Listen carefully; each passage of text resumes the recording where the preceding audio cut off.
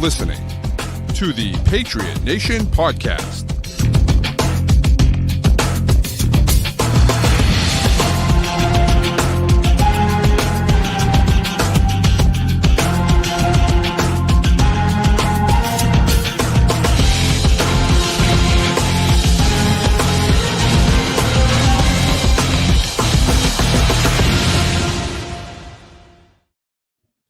All right, welcome into another edition of the Patriot Nation Podcast, a proud member of the CLNS group of podcasts. If you're not, make sure you download and subscribe to all of those shows to get great Patriots content all week long. Tonight, as I said, it is the Patriot Nation Podcast with me, Pat Lane, and my guy, Matt St. Jean. And Matt, it's been a heck of a week, but no one is as mad at the Patriots for being good as Stephen A. Smith and Cam Newton. It's pretty unbelievable. It's pretty wild. I think this is what I hate about this stuff. Like, this is a really intriguing matchup between the Patriots and the Bengals. We've got the Joe Burrow intrigue and the Jamar Chase intrigue and a Bengals defense that's awful versus Drake May. And yet the lead story is going to be about a feud between a hot take artist on the worldwide leader of sports and a quarterback who just doesn't really care about the hot take artist. Right. This is what leads to the clicks. I'm glad Drake May is mostly staying out of it. I don't know if he knows what channel that's on or what TV show Cam Newton's on or whatever, but saying he doesn't know was 100% the correct answer, as evidenced by how mad they got about it today. Oh, yeah. Oh, it was awesome. Legendary. Just legendary for him to be like, I don't know what show he's on right now, but like, whatever, what do you want me to say? Like, just absolute perfection from him. And I think, that might have been my favorite. That might have been my favorite thing that he's said this year, because it's just so good. It's just like these guys they thrive off of the clicks and everyone knowing and everyone talking about them and for Drake May to say, yeah, I don't know, whatever show he's on or whatever, they get paid to say outlandish things, which is exactly what they get paid to do. It is just the absolute perfect thing for him to say. He said everything correct. It was great. And I don't understand. I guess I just don't understand what they're upset. Like, they're upset about nothing. And my favorite part about them being upset about nothing is that this is like, it's the perfect kind of look into almost, and I don't want to say politics, but like, it's almost kind of like a political thing, because it's like they're upset that Andy Hart took Cam Newton's quote out of context, which he didn't, but they're upset that Andy Hart took Cam Newton's quote out of context, and then they took Drake May's comment out of context and got mad about that. And it's like, what are we doing here, man? Like, what are we even talking about? Like, you're upset that your quote got taken out of context, which, by the way, it didn't. He said, Cam Newton said the Patriots are fool's gold. That's a direct quote from Cam Newton. And Cam Newton, it was so untrue. It was so much taken out of context that Cam Newton today said, yes, the Patriots are fool's gold. He doubled down on what he said because it was so far out of context. It's so stupid. Well, and it's like, it's clear that like, there's a lot of ego involved here on the part of the people over at ESPN.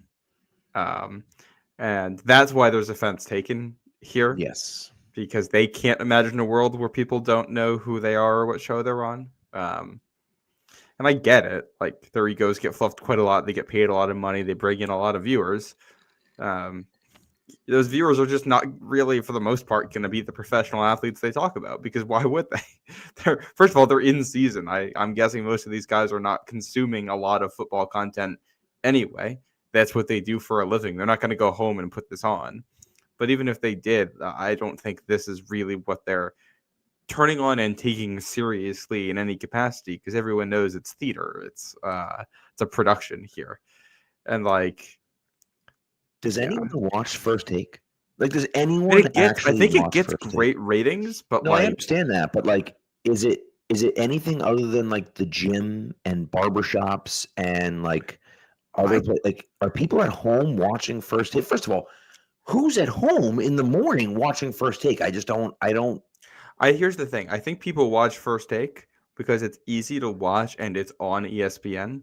You don't have to know anything about anything to That's watch true. the show. Like, Yes, that's the appeal. So, that's fair.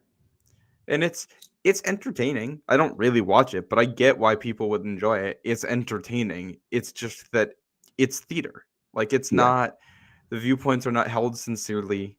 Right. Nobody believes what they're saying.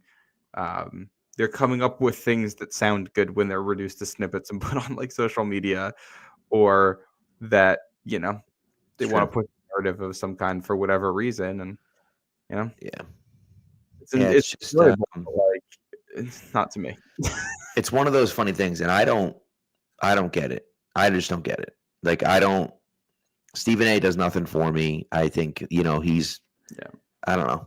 And I've again, had him blocked on Twitter for a long, long time now, because it's just like, I don't, especially once you got paid for engagement on Twitter, all of the accounts, Stephen A and everyone like him, I blocked, because I'm just not interested in being a participant in them getting ad revenue by saying outlandish things on the internet. Yeah, that's a fair point. And I just think too, like, it's just not even like Cam Newton. And I know Cam's an interesting cat. He came here, and I always think about when Cam came here, I thought he was going to be a great player and he was going to be an asshole off the field. That's really what I thought. And the complete opposite was true. He was a phenomenal guy off the field. He was awesome in all of his press conferences. He seemed to be an awesome guy in the community. I mean, it was COVID year, so there really wasn't a ton he could do, but he was still trying to do stuff in the community. He seemed to be a really great guy, and he was horrendously bad on the football field. Just He was atrociously bad for on like the football field. Yeah, good for like 2-3 weeks, and then And people then talk about COVID being the thing, but I don't think it was that. I think his shoulder was toast, and then once 100%. he got enough throws, the shoulder just kind of went. And Yeah. it's like a pitcher where they're on the pitch count, and once they get past it, it's just not there anymore. And like after that Seattle game, it really just felt like the arm, or was it the Raiders game, was week 3, whatever it was. That's James was saying. Yeah, James saying the Seattle game where he got stuffed at the goal line to lose the game in Seattle. Really, and he was incredible that game. Really is crazy how many of these Pats Seahawks games have come down to the end.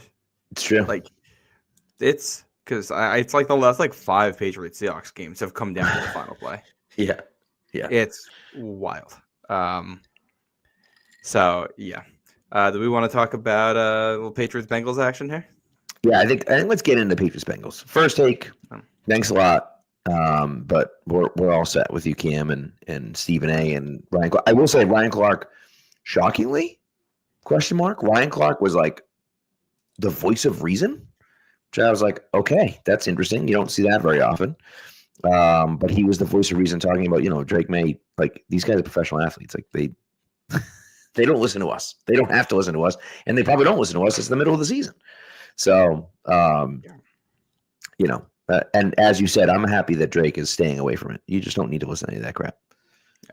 I will say the only part, and I tweeted this, the only part of this I feel bad for, but like I feel bad for Drake and all this, that like the guy at the center of all this who's saying negative things is Cam Newton, the guy who he loved growing up. Right. And like, I don't know how Drake feels about that now. I'm assuming he at least can a little bit separate the person from the industry. But it's still probably not great to be achieving your dream, following in the footsteps of your lifelong idol, and for him to be on national television, on the worldwide leader of sports, talking down about it. I don't know. Maybe I expect too much of Cam Newton, but expected he'd give him a little grace on that. And maybe that's not fair, and maybe that's not how the media should operate. The media probably shouldn't operate based off, this guy liked me, so I'm going to be favorable towards him. But I don't know. It's Cam Newton's allowed to have his opinions, but it seems clear he's expressing them in ways to try to get clicks about it. And Drake's the victim and all that. And I feel bad that this is what he has to deal with. Yeah, that's what it is. Yeah. So, and he's getting paid a lot of money to do it. So at least he's got that going for him. Yes. So I'm sure that makes things easier. Yeah, Drake's a leading MVP candidate. He's got, a wife back home who's high school sweetheart. Yeah. Paid a lot of money.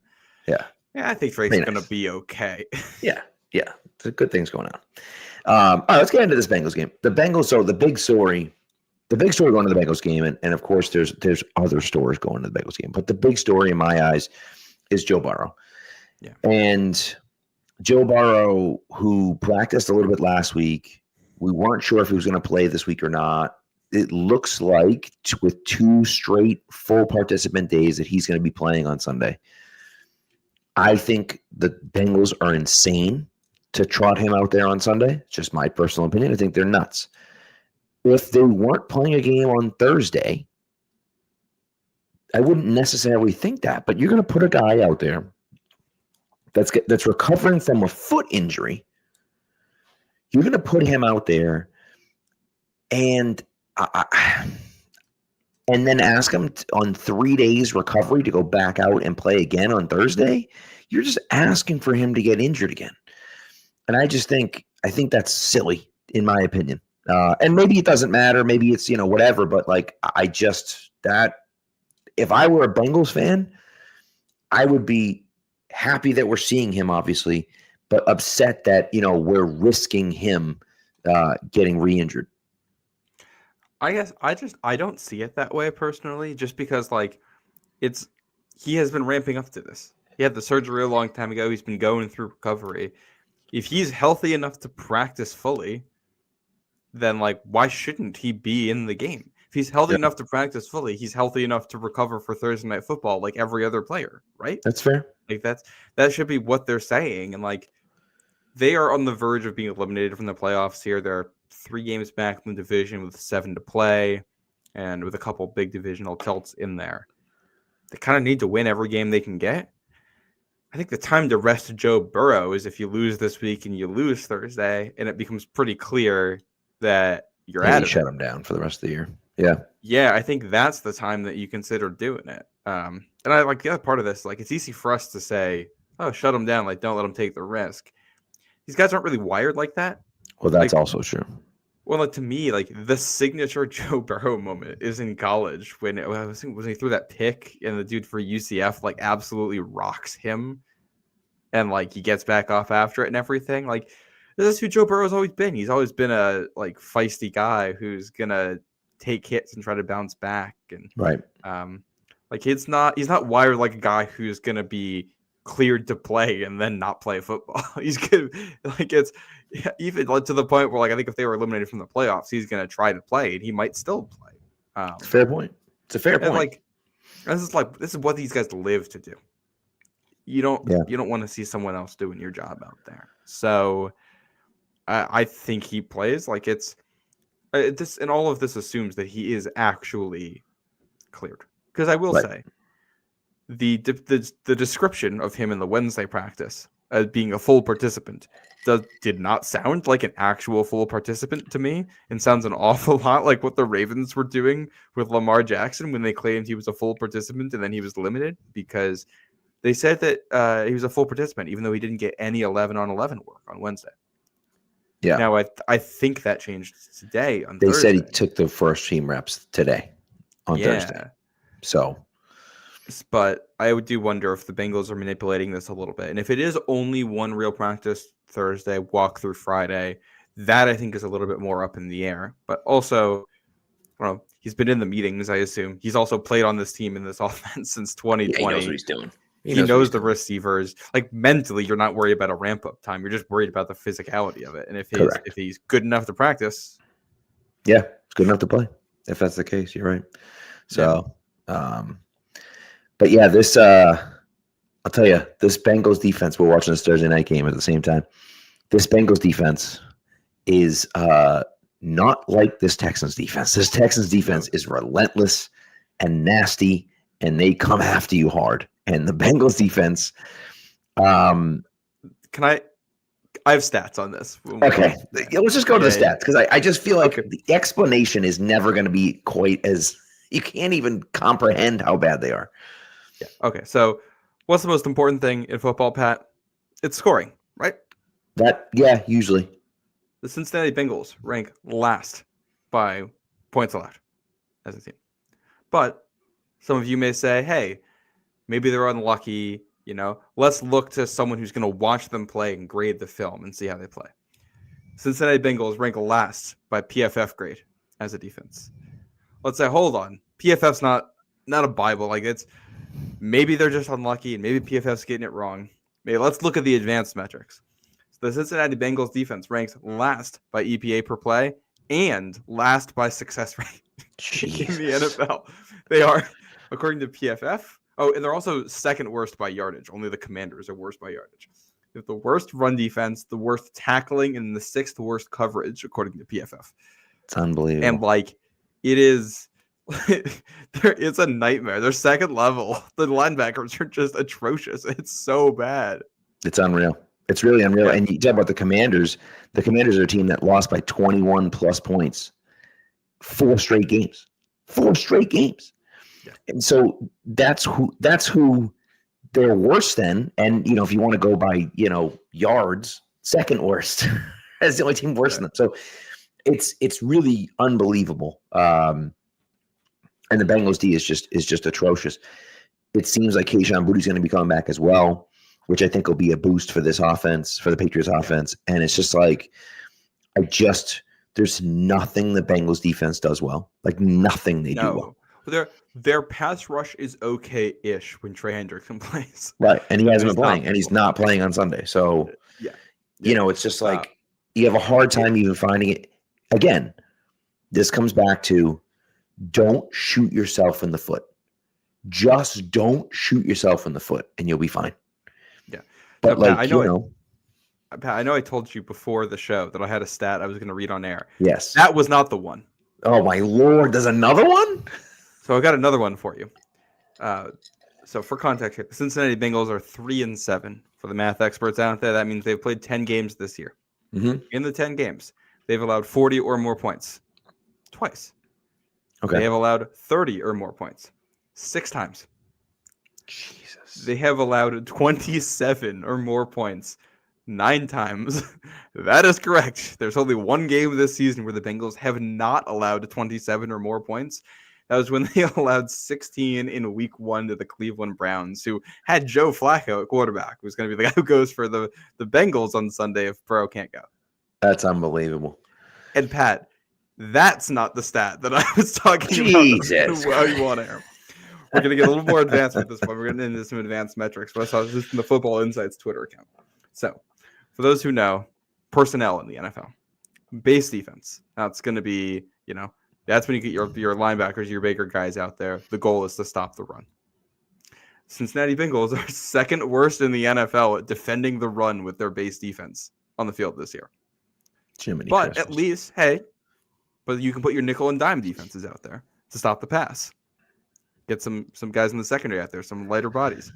The Cincinnati Bengals have the worst pass defense in the NFL by EPA per play out of nickel and dime defenses. It's unbelievable. That is the stat that blew my mind. It's just if you can't stop the run at a base defense, you can't stop the pass at a nickel and dime. What are we doing here? It's unreal. It's just unbelievable. They're just a complete disaster. A complete and out disaster. Speaking of disaster, this Thursday night game, Adrian Hill, who was the referee, it's Patriot Saints ref. Yes, I believe just blew his Achilles.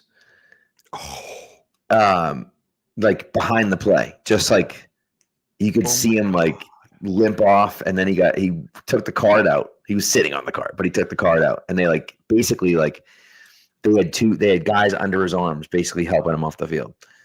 And then what's it called?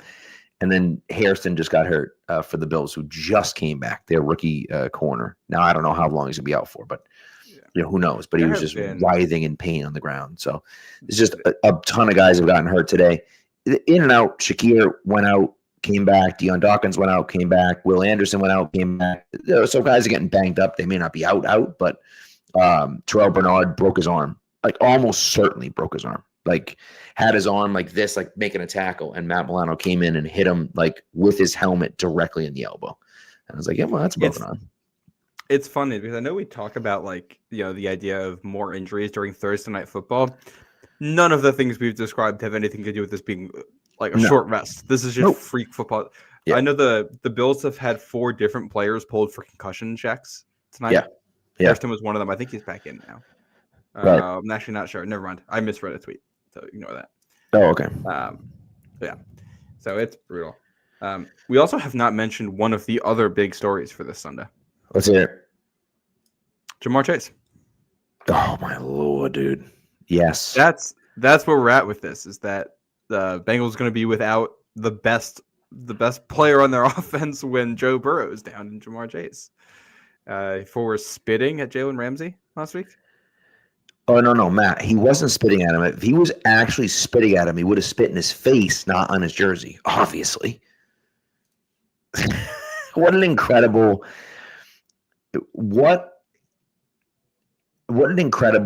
defense. That was like, did you hear CeeDee Lamb? I know we're getting off track. Did you hear CeeDee Lamb? It had to have been a joke. I don't think it was a joke, but it sounded like it was a joke. And maybe it's real. I don't know if it's true or not.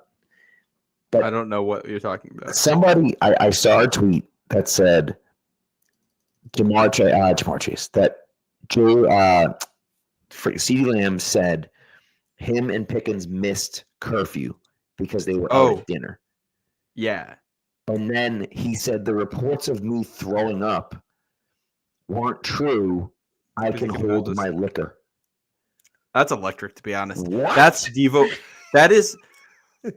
That's how you know you have a good wide receiver. There's only 2 positions that'll say that: a good wide receiver and a good corner. Maybe a good safety. I'll throw safety in there. DBs in general. I mean, it's just like, what an insane. I think I quote tweeted and I said, officer, there's no way I was swerving. I'm a great drunk driver. Like, I just don't understand your defense for not puking because you're drinking too much is that I can hold my liquor. Like, so you were out drinking the night before the game? What are you talking about, dude? It's just insane. Just a complete lunacy. I don't know what's going on in Dallas, man. Which, by the way, don't look now, but the Cowboys also have a path to the playoffs. I know.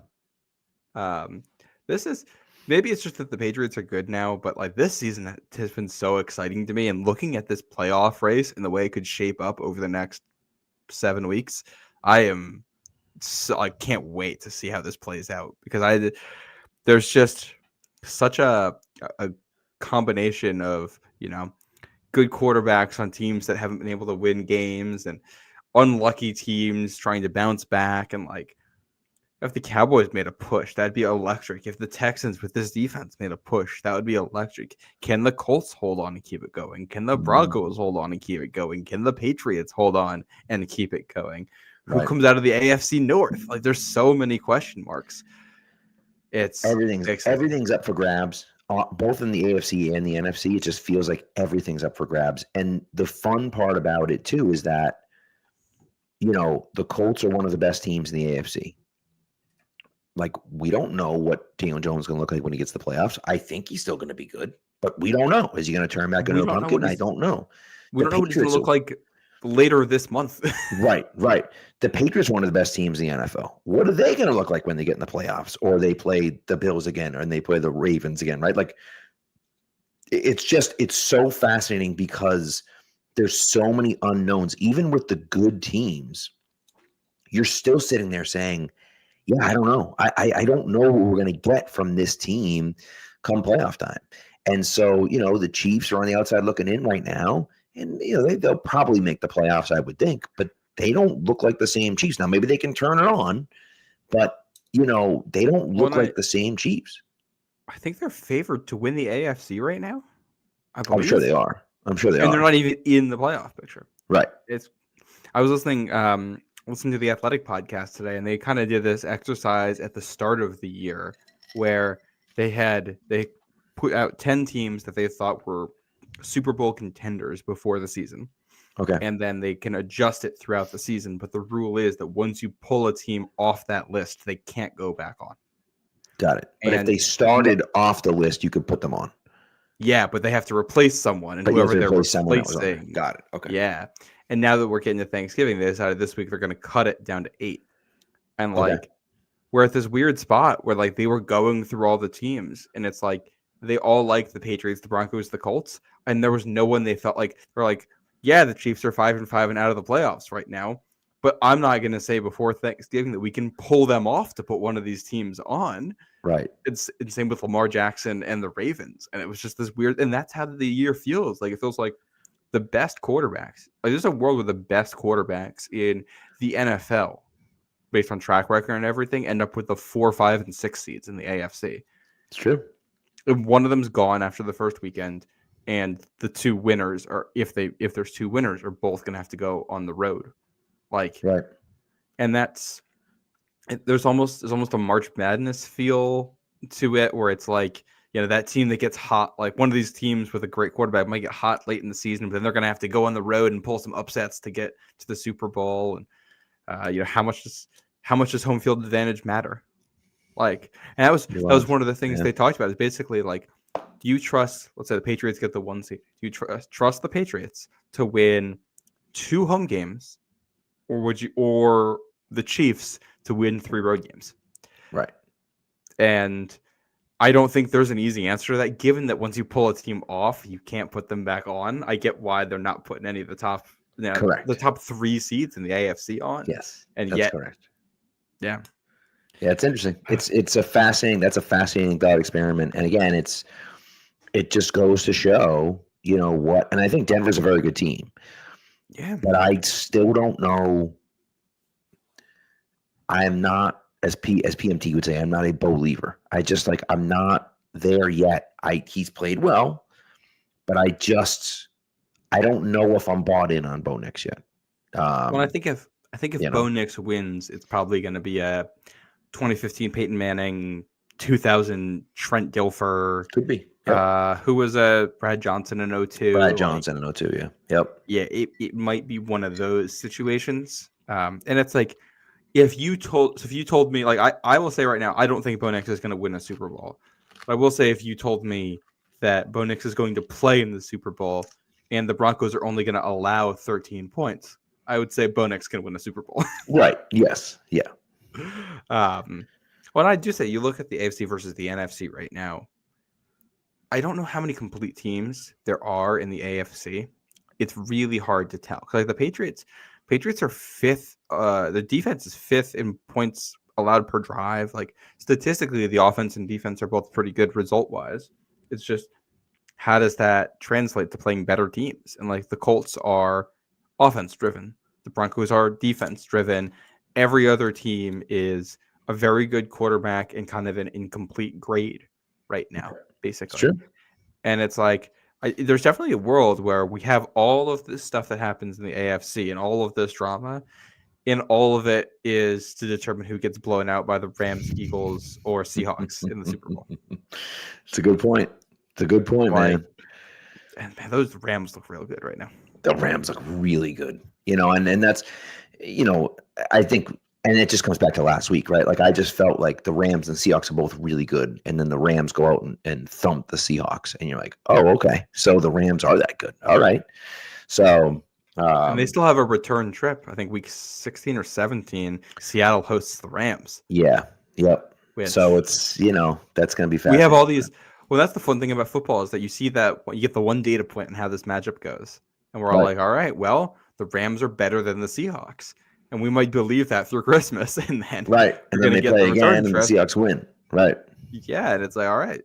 I think the only data point I feel good about right now is that I'm not, if the Lions have to go play outdoors in the playoffs, then I would be content removing them from that list of contenders. That is correct. They are the they're not the Miami Dolphins, but they are the Miami Dolphins in that sense, right? Because it's like, if they have to play outside, it's forget about it. You might as well just cross them off the list. So, and they have they have a Super Bowl caliber defense. That's the thing. I think this year, I've heard a lot of people say they haven't enjoyed the NFL product this year, and it might just be because it's so defense heavy. But like, I have really enjoyed it. This feels like the early 2000s to me, in that way, where it's like, all right, the quarterbacks, like, there's a lot of really good quarterbacks, and they have to play really well to win, because the defenses have gotten to playing at such a high level. True. Yeah. Like, you look like Denver's defense is so good. The Texans, like if this Texans team gets into a playoff game, this defense can make them compete with anyone. Sure. It's a great point. Seattle and LA have top defenses. We know the Eagles defense with what they could do with Vic Fangio, and they've upgraded that pass rush now. The Lions have a great defense too. The real outliers at the top there are like the Patriots are statistically good, but don't really pass the eye test. And the Colts are just kind of fine. And we'll see if Sauce Gardner's addition, changes things for them there. Well, and that's the thing is that, I cannot like the Sauce Gardner move, but if they feel like that gives them a chance to compete for the Super Bowl, then it's worth it. It's 100% worth it, right? And so, we'll see ultimately what happens, but if that's what they think gives them a chance, then it was the right move, So, you want to take a quick ad break, and then we'll, let's do it. This ad break, of course, for Prize Picks. Prize Picks is the best place to turn your sports knowledge into cash. It's the holiday season, the best time of year for sports. Bowl games, basketball matchups, playoff pushes, it's all happening at once. And while you and I are out here making decisions every day, what gifts to buy, what to eat, what game to watch, there's one place where it feels good to be right. And that, of course, is Prize Picks. The first time you try this app, I'm telling you, man, it's so much fun. You can get into it. You can, it's the more than, the less than, the different types of games, all the stuff. It's great. It's awesome. It's fantastic. And you won't regret downloading this app. Okay. Now, again, Prize Picks has early payouts. How about this? If your lineup gets off to a hot start, you may now have the option to cash out those winnings before the game finishes. That's right, cash out if you want. Like that. That's kind of nice, right? Guess what? We all have some fantasy teams out there that are already cooked, right? We all have some teams out there that are already cooked, but that doesn't matter. You can play daily fantasy sports right here on Prize Picks. My lineup this week. You know I'm going to do it. First of all, you know I'm going to do it. Drake May, more than 254.5 passing yards. He's breaking 300 this week. That's happening. I'm going Lamar Jackson for more than 248.5 pass plus rushing yards. Come on, that's easy. And then Kenneth Walker with more than 70.5 rushing plus receiving yards. That's what I have this weekend. What you're going to do is download the Prize Picks app, put in the promo code CLNS. When you do that, you're going to get $50 in lineups after you play your first $5 lineup. That's code CLNS on Prize Picks to get $50 in lineups after you play your first $5 lineup. Prize Picks. It's good to be right. All right. I want to get back into this game, but while we're talking about the rest of the league, can we talk about the Falcons for just a minute? The Falcons... So the Falcons last year, I hated the Michael Penix pick for a multitude of reasons. But one of the things I hated about the Michael Penix pick was that you gave $100 million guaranteed to Kirk Cousins. Now, whether that was the right move or not is irrelevant. Why did you do it if it was the wrong move? If you weren't comfortable paying him $100 million guaranteed, what the hell were you doing it? And so it didn't make any sense. Then you draft Michael Penix, an old prospect who had 4, not 1, not 2, not 3, but 4 season-ending knee surgeries. That's not ideal, right? Then this year, their pass rush, the worst pass rush in the league last year. So what do? They draft a pass rusher in the first round. Then they move up and draft a pass rusher while trading away their first-round pick this year, this next year. And well, a note on that, like someone traded up to the pick ahead of them too, and gave up far less than they gave in the trade to move up for the pass rusher. Yeah, and that's the type of stuff where it's like the opportunity cost is kind of like you're moving up, but you're not moving up a crazy amount. And what's really interesting about this is that we're talking about this because I looked up the Will Anderson trade because Will Anderson's a force of nature. He's phenomenal. He's great. Remember that the Texans had the number 2 pick and traded up to the number 3 pick to draft Stroud and Anderson back to back. They gave up a ton to do that. They had the number 12 pick. They gave up the number 12 pick. They gave up number 33. They gave up their first round pick the next year and their third round pick the next year for number 3 and a fourth round pick that year. But the difference is that you're going to number 3 overall. You're getting the third best player in the draft. The Falcons are moving up to the mid-20s. It made no sense to do what they did. And even when you look at it from like a grade perspective, like for the quarterback part of it, CJ Stroud was seen as kind of 50-50 with Bryce Young for number 1 overall quarterback in the class, and his guys who were worth clearly top 5 picks. Michael Penix was a guy graded by most as a second round pick. And like James Pierce was like a late first, early second round grade. Will Anderson was graded as best player in this class who wasn't a quarterback. Like just differences in evaluations there. And like, I don't know, just because you paid a lot for it doesn't mean it's good. It's like the Falcons are the Falcons are like they just looked at teams that were investing at quarterback and said, oh, so if we just throw money and picks at the quarterback, it'll fix the problem. Right. Not if you're not evaluating it correctly. Well, and that's really the issue. And now, it's when you miss out on the QB, right? And again, who knows if they missed out on the QB? But to your point, the Giants traded up to 25. What's interesting is the Giants traded up to 25 to draft a quarterback. And paid less. Right? They traded number 34, number 99, and the third round pick in this 2026 draft for number 25 to draft a quarterback.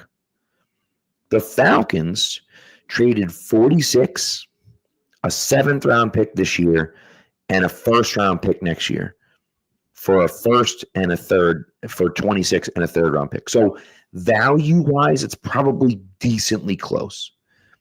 But you're not giving up a first round pick next year if you're the Giants. The Giants moved up to draft their quarterback and didn't give up a first round pick. Yeah. It's an absolute no-brainer. And anyways, I just think it's crazy for the Falcons to have done that. Now they're in a situation where they're almost certainly going to end up with a top 10 pick, and they're trading that top 10 pick. And the Rams, who might be the number 1 overall seed in the NFC, and once we get to playoff time and we have a bracket, the Rams might be Super Bowl favorites. Right. So they might win the Super Bowl and come back with a top 10, maybe even top 5 pick. Yeah. And so it's horrible. Just absolutely horrendous management by them to make that deal and to do that. And you just kind of look at it and say like, well, yeah, I mean, I guess they, who knows what they could have done afterwards or whatever the case. But it's just like, man, like I don't know. Yeah. Well, there was a great piece by, I think it was Ben Solak a couple weeks ago, and it was kind of like a level set, a reset at the quarterback class from last year to take a look at it. And like the way most evaluators, the kind of the consensus on that class was there's 3 top quarterbacks. There's one other in JJ McCarthy who is like a late first round grade, and then Nix and Penix as second round grades. Yep. And it was like, by that kind of lens, they're all playing about the way we thought they would. Quarterbacks with grades in the late first are like usually pretty boom bust. And like Lamar Jackson is in that group. And like, who's the Paxton Lynch is in that group. Yeah, like it's all over the place. And once you get to the second round, most of those quarterbacks just aren't very good. And like I liked Bo Nix a decent amount, but like he's mostly because he's like kind of Mac Jones, but if he was more athletic, like he can run and it has a little bit more zip on the ball. But like he doesn't make good decisions with the football. So like he's played a lot of football. So it's like, is that going to get better? Probably not. So he is what he is. Right. Penix was someone that's just like, I don't know, old prospect, and he's not accurate and he's not mobile. and he doesn't throw to the middle of the field. And he gets hurt. He's hurt all the time. Yeah. And it's like, I don't know, you put it all together, and the guys are playing like everyone, roughly how they were expected to based on rankings pre-draft. And it shows that, like, just because you overdraft the guy, doesn't mean he's going to be good. Now, I'm curious to see how the league reacts to this, because, like, it was clear that first-round quarterback succeeding meant that every team thought, we got to go up and get our guy, because by the second round, he's not going to be there. Does this change the way teams operate next draft, or the draft after, where they look at this class and say, hey, we're not going to be as aggressive at the quarterback position because we see how badly you can get burned on this by reaching on a guy. We're going to sit and wait, and we're going to try to prioritize the rest of the team building, especially in a league right now that's so defense heavy, and showing that you can win with defense and a mediocre quarterback. You know? Right. Do they say, hey, we'll take our chances on, you know, like Seattle was investing in the defense, and we're going to take a chance on rehabbing a quarterback. So does some teams say, hey, you know what? Instead of drafting a quarterback with a second round grade of pick 10 this year, we're going to go like trade for Kyler Murray and try to see if we can salvage that and take a defensive player. Right. Right. Which also, you know, we see this in the league all the time. Teams will overcorrect all the time. They might look at 2024 and say, well, we can't do that again, and misapply the lessons. Or like, the key part of this whole thing is you have to evaluate the quarterbacks correctly. And if you're saying, hey, we don't want to be too aggressive at quarterback, and you're passing on a guy with a first round grade because you're scared after what happened in 2024, that could be just as bad for you. Yeah. Yeah. Ultimately, you got to pick the best guy. That's ultimately what you have to do, is pick the best player and don't try to reach. I mean, you know, it's one of those interesting things, right? Where I was just just out of curiosity, I was looking at where their second round pick, the Falcons, where their second round pick was. So their second round pick was 46. Terrence Ferguson went there, who is a tight end for the Rams. 2 picks earlier was Donovan Arazaruco for the Cowboys, who struggled at the beginning of the year and has really come on and is playing well. 2 picks after him, 4 picks after him was Nick Scorton, who, you know, has been up and down for Carolina, but another edge rusher, right? Like, you start looking around and you say, oh, okay, like, well, that could help. The pick after Terrence Ferguson was Will Johnson, who's been a phenomenal corner for Arizona. So, and I don't know if they necessarily need corner, but the point stands, right? Will Johnson would fit very well in that team. 100%. And so it's just one of those interesting things where it's like, if you don't make that move, you get to keep your pick for next year. And even if you want to move up to take the edge rusher from BC, right? Even if you want to do that, you give up, you're moving from 46 to 44 or 43, if that's the case. And you feel like you can't wait and you need to move up with the Niners. Either way, you're not giving up that much to do it.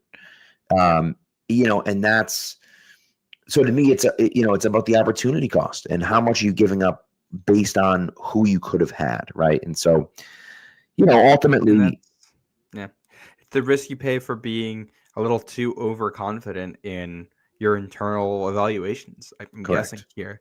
And it's, you know, there's the two sides of the coin, the two aspects of this. There's the evaluation, how good is the player, and there's the valuation. Like, what does this cost in NFL terms? And I'm not entirely sure where Atlanta went wrong with all this. Like, did they evaluate Michael Penix as a first round quarterback, or did they say there's a market inefficiency here and second round quarterbacks are actually valuable enough to go in the first round? I think it's kind of hard to tell from the outside. I mean, you're never going to get the full story until after it happens. But like, I have not been. Penix played well against us, ish, but like, I don't know. He seems like the kind of quarterback like you have to have a very specific offense for him, and he has to be in a very specific system. And he's older and he's injury prone. And like, how much do you want to build into a guy who like, all right, he requires a lot. He's not going to throw over the middle, which limits what you're going to do. Like, if you look at a lot of the offenses people are frustrated with in the NFL right now, just by like feel, you watch the games and you're like, oh man, what are they doing? And it's all the offenses that don't throw over the middle. It's the Falcons and it's the Eagles and it's the Broncos. These guys who are scared to throw into that area. And like, Like, I just don't know how much you want to invest in guys like that. Yeah, it's tough. It's tough, and it's funny because the Texans obviously are the other example, right? That we're looking at the Will Anderson trade, right? They have a really good year, Stroud's rookie year, and they end up with the number 27 overall pick. So that it's number 27 they're trading, and obviously Will Anderson's an elite player. But what's also interesting is that they had 1 million draft picks because they traded Deshaun Watson to the Browns, and so another. They're out here taking advantage of teams making poor decisions and then using that extra draft capital to go up and get players that they feel like are franchise altering players. Will Anderson's a franchise altering player. Nobody ever thought that James Pierce Jr. was a franchise altering player. Might be a very good edge rusher, but no one thought James Pierce was a franchise altering, edge rusher. I will say with Pierce, I think he had that ceiling. The problem was a prospect like Pierce has no floor. He's an incredibly fast pass rusher, and like he was incredibly efficient in college, and it's like maybe that translates, but like it always is, like he's a skinny edge rusher who wins with speed. Right. And with those guys, if that aspect of their game doesn't translate, they often get into trouble real quick because that's game over. All right, well, you can't stop the run. And your pass rush isn't working, so why am I putting you on the field? Yeah, and like that was always the concern. That was my biggest concern with him. He also he was somehow an incredibly effective rusher in college without really having like moves. Like it was basically all like feel and like being able to read an offensive lineman and get around him with quickness. That doesn't work in the NFL. Yeah, and it's can like work at times. But he's got 3 sacks. He's got 23 pressures this year. He hasn't been bad. He's been fine, but like that's in the same categories as Araku and Nick Scorton we're talking about. Like it's not. There's no real difference. So yeah. So while we're talking about those guys, kind of do a quick thing, and then we'll go back to the game. Yes. Just going back, I thought it was interesting. The second round, New England's pick, they took Trevion Henderson. We all know the list of guys I wanted, but for those who haven't been around. Nick Scorton, Donovan Ezaraku were on that list at that point. Mason Taylor was on that list. Luther Burden was on that list. I kind of look back at that, and it looks like all 4 guys that the Patriots didn't take that I would have wanted have panned out reasonably well given expectations. Mason Taylor has been the worst of the group, I think, but also tight ends are the slowest. He's been fine. Yeah. Yeah. And he's playing in an offense that's horrendous. Ezaraku and Scorton have been fine. Luther Burden's really started to come on in some ways. And Ezaraku started to come on in some ways too. And what's funny is that also Henderson has played really well. So and that basically this kind of comes back to my argument about the pick wasn't necessarily that I thought Henderson was a bad player. It's that you're going to like the pick in years 1 and 2, but in year 5, which might be the first year of his second contract, how do we feel about it then? Yeah, how much are you going to like it? Right. Yeah, and it's. Obviously, I'm hoping I get proven wrong on this. Hopefully Henderson's a really good back for New England for a long time. Maybe he just sticks around for a decade and is in this role. And but I just do think it's interesting to revisit that since those guys came up in the conversation there. Yeah, no, it's a good point. It's a good point, and it is interesting to take a look at and kind of see, what decisions the Patriots made right and what decisions that we can. I mean, you can second guess everything, I suppose, but like what decisions we, they may want to have back. Right. And Trevion might be in a situation where he, helps the Patriots get to where they need to go and becomes an explosive player along the lines of a Jahmyr Gibbs. Yeah. I don't think anyone's expecting him to be Jahmyr Gibbs, but if he can be 75%, that's the thing. Maybe 80% of Jahmyr Gibbs, that's a damn good running back. You know what I mean? And that can help you out quite a bit. But then now they got to hit on that first round pick this year as well. And that's really then what it comes down to, right? So, so we'll see. All right. Do we want to go back to this Bengals game? I have a couple of notes that I wanted to call out in here. Let's do it. I think the first one we mentioned before, no Jamar Chase. Jamar Chase has 79 receptions this year.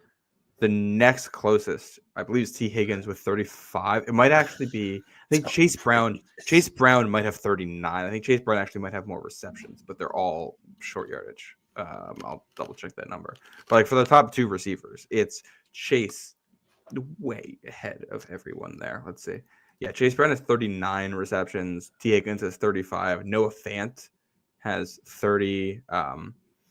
Like this Cincinnati passing attack doesn't really have depth. T. Higgins under Yoshivas has been their slot guy. He's useful receiver. He's a solid wide receiver 3 in this league. Chase Brown and Noah Fant have been fine. Yep. Outside of those guys and Chase, no one has more than 100 receiving yards for Cincinnati. So I think the names to watch, Tanner Hudson's one of their backup tight ends.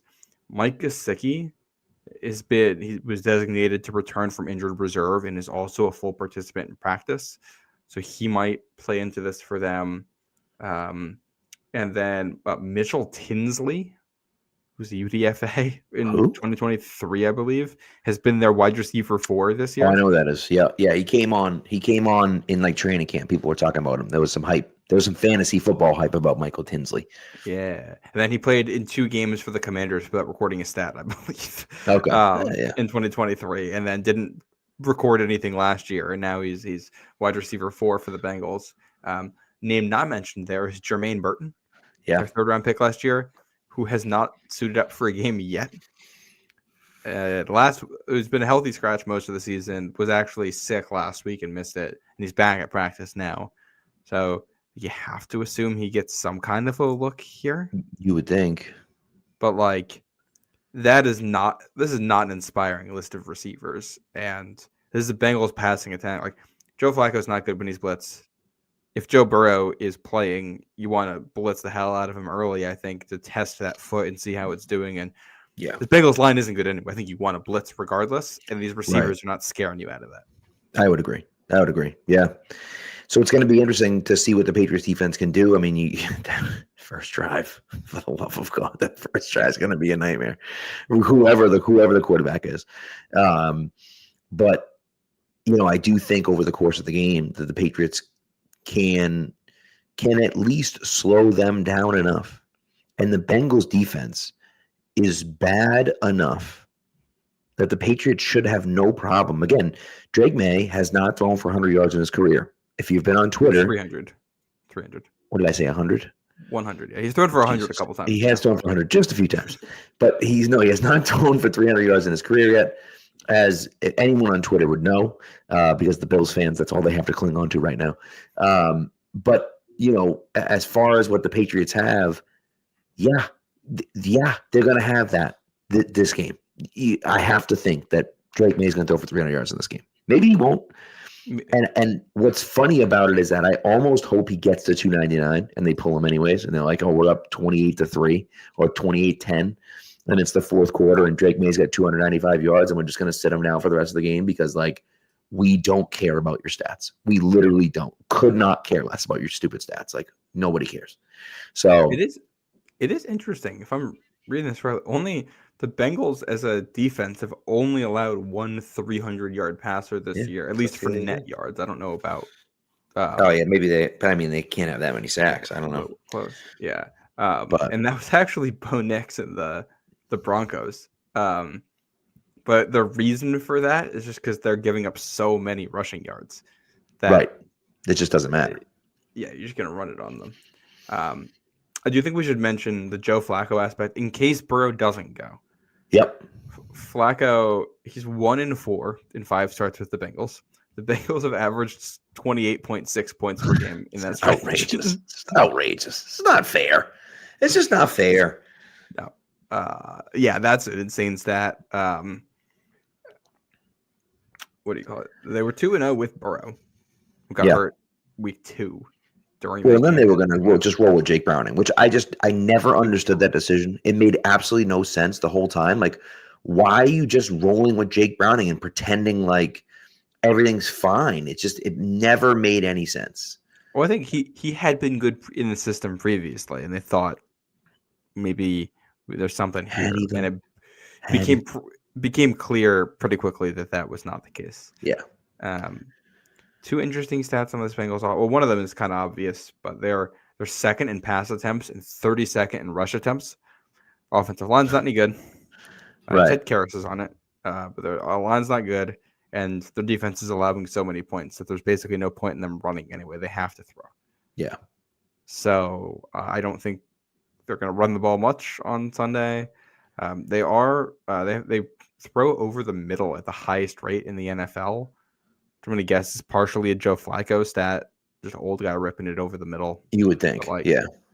I think that's your area of concern here. If you're in New England, it's just like, all right, when we play zone, because they're going to play at least some zone, can you protect that area and not get gashed? Right. I think that's been the weakest spot. 100%. And I think that's a problem heading in. And that's the biggest thing that I'm worried about moving forward is their depth at that second level. Not necessarily the third level, at the second level, at that linebacker spot. The ability to cover tight ends and the ability to cover the middle of the field. That's what's concerning to me. And hopefully that doesn't rear its head in this game. It certainly might, but hopefully it doesn't. And so, what are you gonna do, I guess? But that's one of the things that I'm looking at. With them. Well, I think New England wise, the big missing piece for New England is Milton Williams, who's out. So you need to get pressure here no matter what. Yep. Josh Farmer, who you drafted this year, is going to get a nod. Kairos Tonga, Corey Durden, those are your next guys up at defensive tackle. None of them are going to be Milton Williams. You don't have to be Milton Williams. Can one of those guys put together one good game? I think is what I'm looking for. That's what you want. Correct. We need like one good game out of each one of those guys. Barmore, continues to dominate like he did, right? But you just do enough.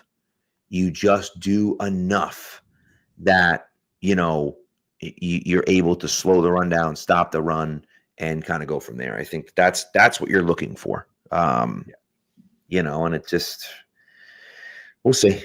But and then for the pass rush, I gotta mention my guy Braden Swinson signed to the active roster, turned down an offer from the Bills to join their roster. Yeah, to stay on New England's practice squad. It sounds like they have asked him to do some maturing, and he has done the maturing, and they're working well together. Yeah. So he's going to get an opportunity this week, maybe, if they make him active. Elijah Ponder has sacks in back-to-back games, too. Right. Yeah.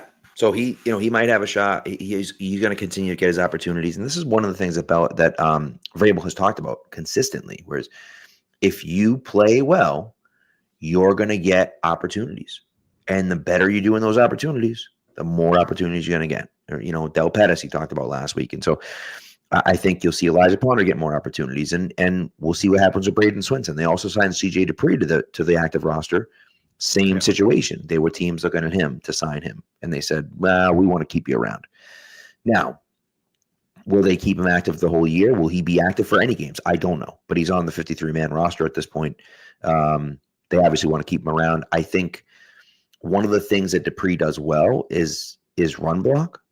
Yeah. So I do think that, it's an opportunity to put him in that Ben Brown situation, that Ben Brown replacement, right? They ran Ben Brown out to be the second tight end. Hooper was hurt on Thursday.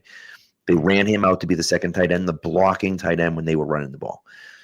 But now the difference is that you have a guy that's actually a tight end that can do that. Now he's not as good as Ben Brown is at run blocking, obviously. But he's a better run blocker than you're used to having a tight end, and he's actually a threat to catch the football. So not only can he run block, but you also, if he's on the field, you're not thinking, well, we don't have to worry about that guy because he might actually go out and catch a pass. So, that just adds another wrinkle into what the Patriots want to do. Again, assuming he's active and they want him to play, it kind of gives them another guy. Well, like Austin Hooper is also healthy now, so I'm curious how they balance that. I also wonder, do you sit Westover for a game? And it's like Tonk is going to be the fullback, and we have three tight ends. I just think that's probably tough with Milton Williams out because you want Tonka focusing on the defense. Well, and Mike Reese did mention that they may be more reluctant to play Tonga at fullback. Westover has had some rough reps the last couple weeks. There's one in Tampa where just there's a wide open hole to the left side. I think this was Tampa. Yeah, might have been it. Yeah, he just stopped in the middle of the hole. Someone like the nose tackle, might have been Vita Vea, wins from the backside of the run, and he stops to try to block him and steal the lane. But effectively, what happens is the equivalent of your car braking in the middle of the highway Right. Like he just puts on the brakes and Trevin Henderson stops and it goes for a loss when it could have been another one of these long touchdown runs. Well, and that's one of those things where it's like you have to know you can't make that block. Vita Vea might make that tackle, but you got to trust. You have to trust your running back is going to be able to outrun that guy, and B, you have to just understand that if I stop, we're in trouble here. You know what I mean? Yeah. And that's so just keep going. It doesn't matter if that guy makes the tackle. Who cares? Like, we can't do anything about it at that point. You have to get out of the way to give the running back a chance to make someone miss rather Correct. than being the one hitting the running back. Right. So yeah, I wonder what they do there. Like fullback is a spot where you can do better than what they've done. West had a play last Thursday too that was just like May scrambling and looking to toss him the ball, and May throws it a little bit too far, but you could see the limits of Westover's athleticism when he's trying to go up and get it, and he just can't. So that, depth tight end and fullback are spots where going forward, I think you want better players there. It's not a this year problem, but just like how do you solve that for the rest of this season? Right, and you got Hunter Lemke, right? But like, is he really the guy? You know what I mean? Is he really the guy that you want to be your fullback moving forward? Because again, it doesn't matter.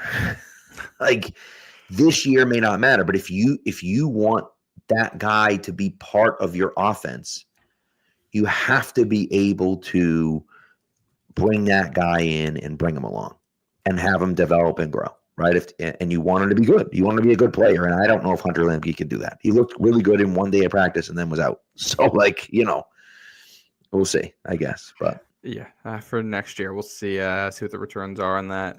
Yep. I think for expectation. One other note, Ramondre Stevenson's the only guy limited in practice in any capacity right now. Mm-hmm. I kind of think he'll just play. I will say, Dearness Johnson had a little bit of juice last week.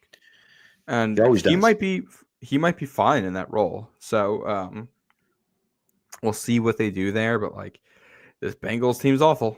So their defense is awful. So just don't turn the ball over and just like run. Right. Run the ball down your throat. Throw, set the play action up. Throw the ball when you need to, but run it down their throat. And, if you do that, you should win this game by 10 plus points. You should, I did, but we'll see. I did mention that stat before about how they can't defend the run out of base and how they can't defend the pass out of nickel and dime. Yep. I think it's worth mentioning the other side of this, which is that they're also the second worst defense defending the pass out of base, and they're the fifth worst defending the run out of nickel or dime. Horrendous. Like even it just doesn't work. They're not good. There's no aspect of this defense that's good. And like the thing that's shocking is like you pull up the PFF page for the defense and you just like look at the tackling grades for everyone, and it's like every player's in the 50s. Everyone. Right. Yeah. No one tackles well. There was a chart I saw going around that was like the PFF grades for all of like the front seven players, I think, taken in this year's draft. And the three worst players were all drafted by the Bengals. That checks out this year. Yeah. Yeah, it's just not working out the way they hoped with those guys. So yeah, that's just it's by the way, Patriots fans that are out there right now, if you're watching live and you were hoping that the Bills would lose tonight, I got bad news for you. I got bad news for you. I don't think it's going to happen. 3 minutes left. They're getting the ball down 4. They're going to drive down and score a touchdown and win the game. Like that's maybe almost guaranteed. Almost guaranteed that that's what's going to happen. We'll see. They might not, but I have a feeling that they will. So we'll see. By the way, the what do you call it? The players who have not been playing well for Cincinnati's defense, the first round picks or whatever, the high picks on defense. It's Barrett Carter, who's their 4th round pick at linebacker, Demetrius Knight, who's their 2nd round pick at linebacker, and then Shamar Stewart's on injured reserve right now as a defensive end. And the 3 of them have been awful. They also they drafted Dylan Fairchild in the 3rd, who's a guard. He's been okay. Yeah. Their right guard has been Jalen Rivers, who's hurt. I think Dalton Risner's coming in now. Risner. It's like Jalen Rivers was a 5th-round I think pick. it's He Risner. hasn't been good. Miles Murphy has been okay for them on their front.